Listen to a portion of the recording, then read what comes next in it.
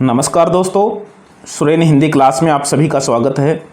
Suren Hindi class में आज हम पढ़ेंगे हिंदी गद्य का उद्भव और विकास।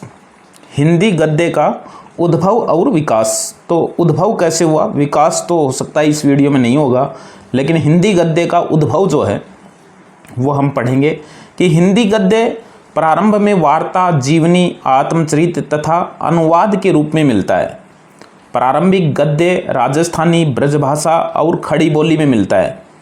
राजस्थानी गद्य प्राचीनतम माना जाता है। यानी गद्य की जब हम बात करें तो गद्य में राजस्थानी जो गद्य है वो प्राचीनतम माना जाता है, जिसका आरंभ 10वीं शताब्दी से हुआ था। यह कवियों की विभिन्न रचनाओं में के बीच बीच में टीकाओं के रूप में मिलता है और फतेह राम बैरागी की रचना पंचाख्यान 1847 ईस्वी में राजस्थानी गद्य का निखरा हुआ रूप है। यानी राजस्थानी गद्य जो है वो प्राचीन रूप है गद्य का।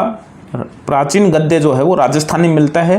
फतेह राम बैरागी की पंचाख्यान 1847 जो रचना है राजस्थानी गद्य का, जिसमें निखरा हुआ रूप मिलता है, अपभ्रंश प्रभावित राजस्थानी गद्य का प्रौढ़ रूप है। ब्रजभाषा गद्य शुक्ल जी के अनुसार 1400 विक्रम संवत तक उपलब्ध है, जो इस प्रकार है। श्रृंगार रसमंडन विठलनाथ की रचना है। अष्टयाम नाभादास की है। राजनीति लल्लूलाल की है। माधवविलास लल्लूलाल की है। 84 वैष्णव की वार्ता गोकुलनाथ की है और 252 वैष्णव की वार्ता गोकुलनाथ की है। अगहन महात्म्य बैकुंठ मणि शुक्ल की है और बैसाख महात्म्य बैकुंठ मणि शुक्ल की है। ये ब्रजभाषा का गद्य साहित्य है। और बैताल 25 सूरती मिश्र की है और सेवक चरित प्रियादास की है। और 11 नंबर पे आईने अकबरी की भाषा वचनी का हीरालाल की एक गद्य रचना है। सोमवंशन की वंशावली, ये माणिक लाल ओझा की ब्रजभाषा में लिखित गद्य रचनाएं मिलती हैं। खड़ी बोली गद्य के विकास में, अब देखो ये लाइन महत्वपूर्ण है कि खड़ी बोली गद्य के विकास में प्रेस, ईसाई मिशनरी व फोर्ट विलियम कॉलेज की महत्वपूर्ण भूमिका थी। खड़ी बोली गद्य में प्रेस का, ईसाई मिशनरियों का और फोर्ट विलियम कॉलेज का महत्वपूर्ण स्थान है। खड़ी बोली गद्य की प्रमुख रचनाएं हैं। इनका प्रश्न आया हुआ है यूजीसी नेट में। सुरासुर निर्णय सदासुख लाल की रचना है, ये प्रश्न आया हुआ है। भाषा योग वशिष्ठ का प्रश्न आता ही रहता है, 1741 की रचना है और राम प्रसाद निरंजनी की रचना है। और प्रारंभिक गद्य रचनाओं में इसका नाम आता है।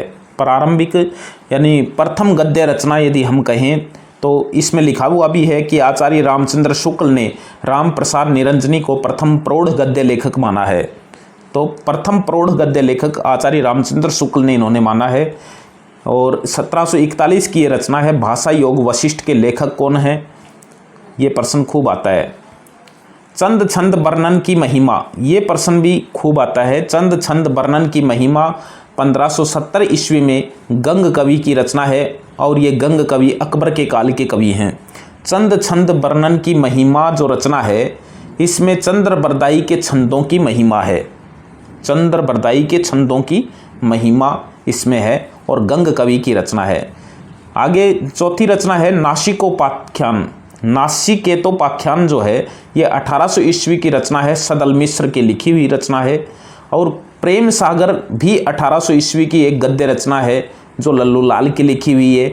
और रानी केतकी की कहानी इंसा अल्लाह खां की कहानी है और उदय भानचरित इसका नाम मिलता है। ये भी 1800 ईस्वी की रचना है। ये जो रचनाएं हैं, 7वीं रचना है सुख सागर 1818 की रचना, मुंशी सदासुख लाल नियाज की लिखी हुई, जो विष्णु पुराण के आधार पर लिखी हुई है। इसमें लिखा भी हुआ है विष्णु पुराण के आधार पर रचित सुख सागर जो है वो मुंशी सदासुख लाल।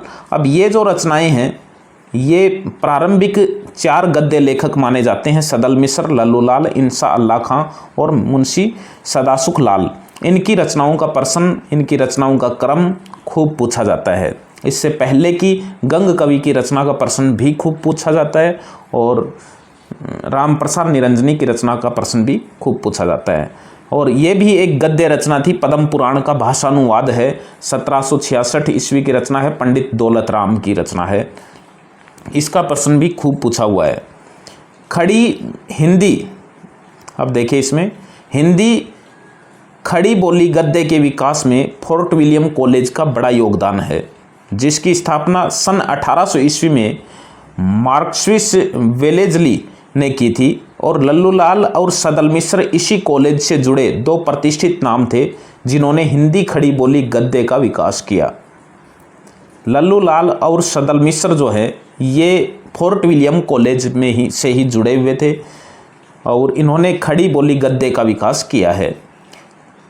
लल्लूलाल 1763 से 1835 ईस्वी तक इनका जीवन काल माना जाता है। लल्लूलाल का जीवन काल 1763 से 1835 ईस्वी तक माना जाता है। इनकी प्रमुख रचनाओं में सिंहासन 32 1801 ईस्वी है और बैताल 25 1801 ईस्वी है। शकुंतला नाटक 1810 में है, माधोनल 1801 में है, राजनीति 1802 में है, प्रेम सागर 1810 में है, जिसका प्रश्न खूब आता है। सभा विलास 1815 में है, ब्रजभाषा व्याकरण 1811 ईस्वी में लिखी हुई है और माधव विलास 1817 ईस्वी में लिखी हुई इनकी रचना है। और दूसरे एक लेखक हैं जो सदल मिश्र हैं, जो इसी फोर्ट विलियम कॉलेज से जुड़े हुए थे। सदल मिश्र का जीवन काल 1768 से लेकर 1884 ईस्वी है। इनकी रचनाओं में चंद्रावती या नासिकेतोपाख्यान 1803 ईस्वी की रचना है। ये ध्यान में रखना है, ये नासिकेतोपाख्यान जो है इसी का नाम चंद्रावती भी मिलता है। में कंठोपनिषद में वर्णित नचिकेत की कथा का खड़ी बोली गद्य में रूपांतरण है। और अन्य रचनाएं इनकी जो मिलती हैं उनमें रामचरित्र भी इनकी रचना है और हिंदी पर्शियन वोकेबुलरी भी इनकी रचना है जो 1809 ईस्वी की रचना है। आधुनिक काल में उत्तरोत्तर अनेक गद्य विधाओं का जन्म हुआ फिर, जिनमें मुख्यतः उपन्यास, कहानी, निबंध, नाटक, आलोचना, जीवनी, संस्मरण, रेखा चित्र अपने उज्जवल रूप में प्रकट हुई।